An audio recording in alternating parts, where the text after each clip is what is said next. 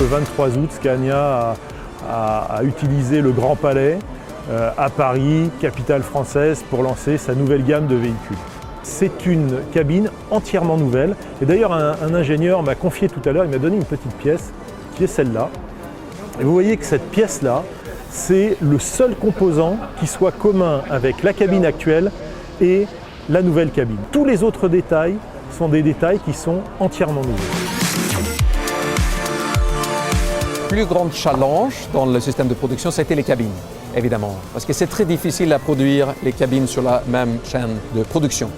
Donc on a dû investir en toute nouvelle usine de cabines au même lieu, à Oskarshamn, sud de la Suède, qui était nécessaire non seulement pour la nouvelle cabine, mais aussi pour arriver à une capacité technique de volume de cabine plus proche à notre vision, qui est à long terme de 150 000 véhicules.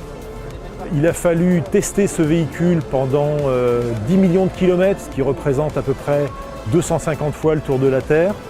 Et on arrive à un résultat qui permet en fait une économie de 5% sur la gamme actuelle en termes de consommation de carburant, mais qui peut monter jusqu'à 11% si on y adjoint des services modulaires.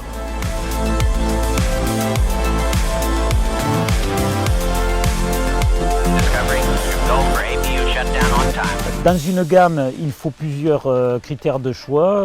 Là, il y a la possibilité d'avoir du plancher plat, du tunnel moteur, avec 3 ou 4 marches d'accès pour chacune d'elles.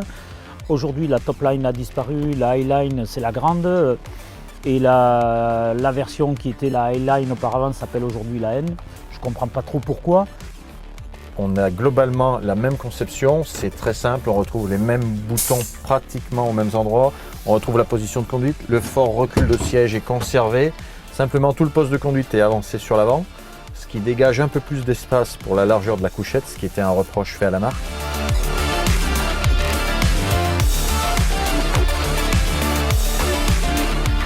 Et puis ce qui est intéressant, c'est de voir aussi que l'essieu avant a été avancé de 5 cm. Alors ces 5 cm, ça paraît pas beaucoup, mais ces 5 cm pour un véhicule qui est lancé à sa vitesse de croisière avec 40 tonnes de PTRA, ça permet d'économiser 2 mètres sur la distance de freinage, ce qui est énorme.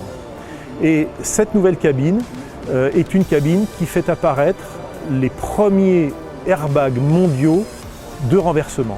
Et Scania estime que grâce à ces airbags latéraux, en cas d'accident de renversement, on pourrait sauver 25% des vies qui sont actuellement perdues lors de ces fameux accidents.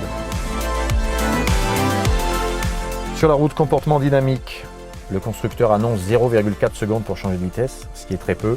Dans les faits et sur le terrain, c'est clair que c'est beaucoup plus rapide et surtout il n'y a pas de secousse, ça passe vraiment idéalement. Donc ça c'est un vrai changement. C'est un camion qu'il faut découvrir. Il faut passer au volant, il faut le conduire. Et comme toute nouvelle génération de véhicules, il apporte du mieux. Et là, c'est vraiment mieux. Il y a un bel effort, c'est un vrai beau camion, il faut rouler avec.